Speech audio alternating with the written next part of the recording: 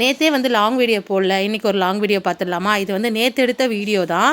நேற்று காலையில் பசங்களுக்கு ஸ்கூல் இருந்தது. காலையில் எழுந்து சன்னா கிரேவியும் சப்பாத்தியும் தான் செஞ்சுருந்தேன். அதிசயமாக பூரி வேணான்னு சொல்லிட்டாங்க, என்னன்னு தெரியல. அதனால் சப்பாத்தியோடு இன்றைக்கி விட்டாச்சு. காலையிலையும் சப்பாத்தி சாப்பிட்டுட்டு மதியம் லஞ்சுக்குமே சப்பாத்தியை பேக் பண்ணிட்டாங்க. இன்றைக்கி மதியம் வேறு ஏதாவது செய்யணுன்ற பிளானுக்காக சப்பாத்தியோட விட்டாச்சு. அவங்களும் காலையில் சீக்கிரமாக சாப்பிட்டு கிளம்பிட்டாங்க. சனிக்கிழமை ஸ்கூல் வச்சு அவ்வளோ ஒரு நிம்மதியாக இருக்குது. பசங்க வந்து ரொம்ப குவைட்டான பசங்க, ரொம்ப அறந்தவாள்லாம் கிடையாது. சொன்னால் கேட்பாங்க.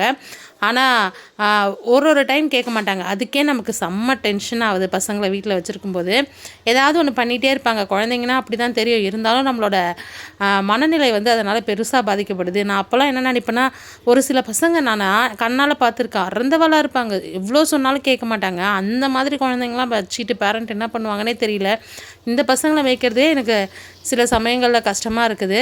நிறைய டைம் வீட்டில் இருந்தாலும் நல்லாயிருக்கும் அப்படின்னு தோணும். ஆனால் மோஸ்ட்லி இல்லாதவங்க இருந்தாலே நல்லாயிருக்கும் அப்படின்ற மாதிரி தான் தோணும். உங்களுக்கு எப்படின்றத கமெண்ட் பண்ணுங்கள். அவங்கள கிளப்பி அனுப்பிட்டு நானும் வீட்டு வேலையெல்லாம் முடிச்சுட்டு சாப்பிட்டுட்டு லாகின் பண்ணுறதுக்குள்ளே மீன் வாங்கிட்டு வந்துடலாம் அப்படின்னு சொல்லிட்டு ஒரு 2 வாரம் ஆகுது மீன் வாங்கி. எனக்கு என்னமோ அங்கே போய் வாங்குகிற மீன் தான் பிடிக்குது, இங்கெல்லாம் வாங்குறது பிடிக்க மாட்டேங்குது. அதனால் நான் இங்கே வாங்குறதுமே இல்லை. சரி, இன்றைக்கி கொஞ்சம் ஃப்ரீயாக இருக்கிற மாதிரி இருக்கும் வீக்கெண்டுறதுனால. ஆனால் லாகின் உண்டு, போயிட்டு வந்து பண்ணுறதுக்கு கரெக்டாக இருக்கும் அப்படின்னு சொல்லிட்டு கிளம்பியாச்சு. முன்னாடியெல்லாம் டெய்லி பாண்டிக்கு போவேன். அட்லீஸ்ட் 3 days ஒன்ஸாவது போயிடுவேன். இப்போ பாண்டிக்கு போய் மாதக்கணக்கில் ஆகிற மாதிரி ஒரு ஃபீலிங். கரெக்டாக நான் வெளியில் வண்டியில் போயிட்டே 1 வீக் ஆகிடுச்சு. லாஸ்ட் வீக் சண்டே வெளில போயிட்டு வந்தேன்ல, அதுக்கப்புறம் இந்த வாரம் ஃபுல்லாக நான் வண்டியில் ஏறவே இல்லை, எங்கேயும் போகவும் இல்லை. வீட்டிலேருந்து வேலை பார்க்குறதுனால கரெக்டாக போகுது. நாங்கள் போன டைமுக்கு எல்லா கடையும் க்ளோஸ். ஒரே ஒரு பாட்டிமா மட்டும் வச்சுருந்தாங்க பீச் பக்கத்தில். அவங்கக்கிட்ட வந்து இந்த பொடி மீன் கலந்த மீன் தான் இருந்துச்சு. சரி, எல்லாமே ஃப்ரெஷ்ஷாக இருந்தது, ஏன் மிஸ் பண்ணணும்னு சொல்லிட்டு 100 ரூபான்னு சொல்லியிருந்தாங்க. பரவாயில்லன்ட்டு அதை வாங்கியாச்சு. அப்புறம் எறா வச்சுருந்தாங்க. அந்த கூடையில் வந்து வாழை மீன் இருந்தது, குட்டி குட்டியாக இருந்தது. அதை நான் வாங்கலை. எறா ஒரு 100 ரூபாய்க்கும் இந்த மீன் 100 ரூபாய்க்கும் வாங்கிட்டு அப்படியே பீச் ஒரு ரவுண்ட் அடிச்சுட்டு வந்தாச்சு. கிட்டக்கெல்லாம் போக மாட்டோம், நல்ல வெயில், அதனால தான். அப்புறம் பக்கத்தில் மார்க்கெட் இருக்கும், அந்த பாட்டியே சொல்லியிருந்தாங்க. இந்த மார்க்கெட் நாங்கள் இன்றைக்கி தான் புதுசாக போனோம். இங்கேயுமே தெரிஞ்ச அக்கா வந்து மீன் வாங்கி கொடுத்துருந்தாங்க. அங்கே வாங்கிட்டு அப்படியே வர வழியில் இளநீ குடிச்சிட்டு வந்துடலாம் அப்படின்னு சொல்லிட்டு. ஏன்னா வெளியில் வரப்போ நான் குடிப்பேன் அடிக்கடி, இப்போ வரதே இல்லையா, சரி வந்தப்போ ஏன் இதை மிஸ் பண்ணணும்னு சொல்லிட்டு இளநீ வாங்கி ஒன்று குடிச்சிட்டு அப்புறமா தான் வீட்டுக்கு வந்திருந்தோம்.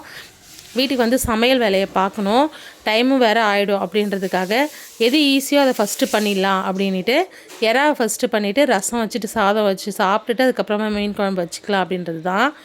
எறா வந்து இது வந்து கடல் எறா, ரெட் கலர் மாதிரி இருக்கும், குட்டி குட்டியாக தான் இருக்கும்.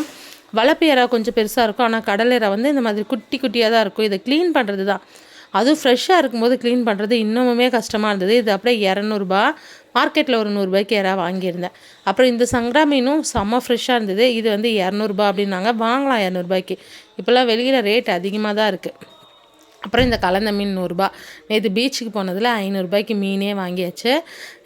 இந்த மீனெல்லாம் எவ்வளோ ஃப்ரெஷ்ஷாக இருக்குது அப்படின்றத காட்டுறேன். அப்படியே வழவழன்னு அந்த ஸ்கின்னு, மீன் ஃப்ரெஷ்ஷாக இருந்ததுன்னா மேல் தோல் வந்து வழவழன்னு இருக்கும், உள்ளேயும் செதில் நல்லா ரெட்டிஷாக இருக்கும். அந்த மாதிரி தான் இருந்துச்சு. இதில் என்னென்ன மீன் இருக்குன்னே தெரியல. எல்லாமே நிறைய மீன் பேர் தெரியாமல், குட்டி சங்கு. அவ்வளோ எறாவையும் க்ளீன் பண்ணதுக்கு இவ்வளோ தான் ஆச்சு. எனக்கு க்ளீன் பண்ணுறதுக்கு 1.5 மணி நேரம் ஆச்சுங்க. க்ளீன் பண்ணுறேன் ஒன்றும் முடியல.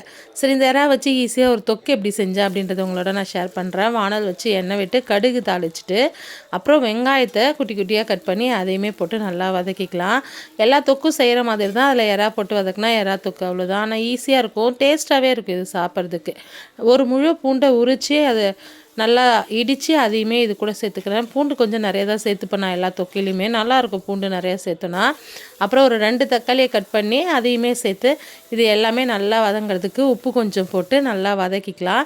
இந்த மாதிரி எண்ணெய் பிரிஞ்சு வதங்கி வந்ததுக்கப்புறம் குழம்பு மிளகா பொடி ஒரு 2 ஸ்பூன் போட்டுக்கிறேன். அப்புறம் மஞ்சள் பொடி. நான் வதங்கிறதுக்காக உப்பு போட்டதுனால இப்போ உப்பு சேர்க்கல.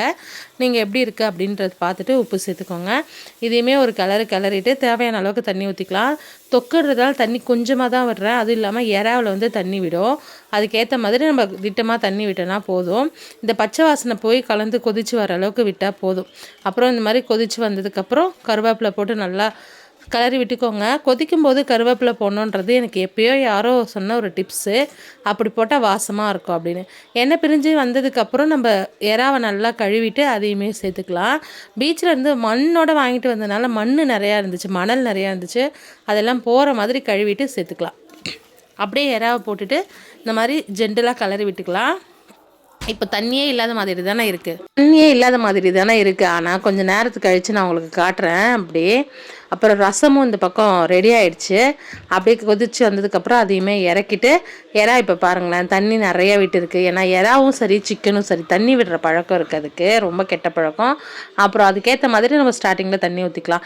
எறா தொக்கு ரெடி ஆகிடுச்சு. இப்படி தான் நான் எறா தொக்கு செஞ்சுருந்தேன். அப்படியே சாதத்தை சுட சுட போட்டு அந்த தொக்கு போட்டு பிசைஞ்சு சாப்பிடக்குள்ள அவ்வளோ டேஸ்ட்டாக இருக்கும்.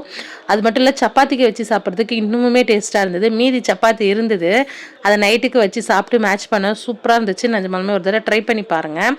அப்புறம் தலைவருக்கு சாப்பாடு போட்டு கொடுத்து அனுப்பிச்சிட்டு நான் வந்து சாப்பிட்டா மீன் குழம்பு வச்சு தான் சாப்பிடுவேன் அப்படின்னு சொல்லிட்டு மீன் குழம்பு வச்சுட்டேன். கத்திரிக்காய் போட்டு மீன் குழம்பு வச்சுருந்தேன், மாங்காவுமே போட்டிருந்தேன். இந்த மீன் எல்லாத்தையும் போட்டு அப்படியே ஒரு மிக்ஸ் கொடுத்துட்டு ஜென்ரலாக அப்படியே மூடி வச்சுட்டேன்.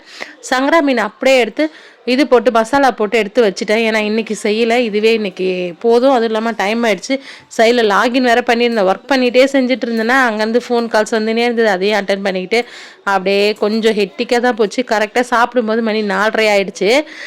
சாப்பிட்டுடலான்னு சாப்பாடு எடுக்கிறப்ப தான் ஃபோன் வருது, இப்போ சாப்பிட்டுடலான்னு எடுக்கிறப்ப தான் ஃபோன் வருது. அப்படியே வெயிட் பண்ணி சாப்பிட்றதுக்கு 4:30 ஆகிடுச்சு. சரி சாப்பிட்டுடலாம், இதுக்கப்புறம் பசி தாங்காதுன்னு செம பசியில் சூடாக சாதம் போட்டு அந்த கலந்த மீன் குழம்பு அப்படியே போட்டு எனக்கு பிடிச்ச மீனெல்லாம் எடுத்து வச்சுக்கிட்டு எறா தொக்கி அப்படியே வச்சுக்கிட்டு சாப்பிட்டேன். ரசமும் ஊற்றி சாப்பிட்டேன். இன்றைக்கி எல்லாமே நல்லா இருந்துச்சு. நம்ம ஹரிபரியாக செஞ்சால் தான் எல்லாமே டேஸ்ட்டாக வரும்.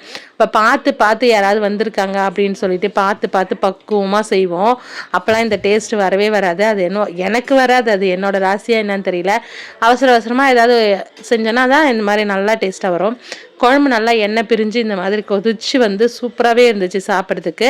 அப்புறம் மீன் வறுத்து இன்றைக்கே சாப்பிட்டுலான்னு தான் பார்த்தேன், ஆனால் அதுக்கு டைம் இல்லை, பசியும் இதுக்கு மேலே தாங்காது. இது வந்து பொரிவா மீன் பட்டையாக இருக்குல்ல, அது முள் அதிகமாக இருக்கும், ஆனால் குழம்பு வச்சா டேஸ்ட்டு நல்லாவே இருக்கும். ஆகப்படியாக இந்த நாள் வந்து இப்படி தான் போச்சு. சண்டேஸ் ஆனாலே ஃபங்க்ஷன் வருது, நாளைக்கு ஒரு ஃபங்க்ஷன் போகணும் அப்படின்றதுக்காக மீன் குழம்பு இன்றைக்கே வச்சாச்சு. ஒர்க் ஃப்ரம் ஹோம்லேருந்து என்னோடய டே ரொட்டீன்ஸ் இப்படி தான் இருக்குது. உங்களுக்கு பிடிச்சிருந்தா லைக் பண்ணுங்கள், நம்ம சேனலை சப்ஸ்கிரைப் பண்ணுங்கள்.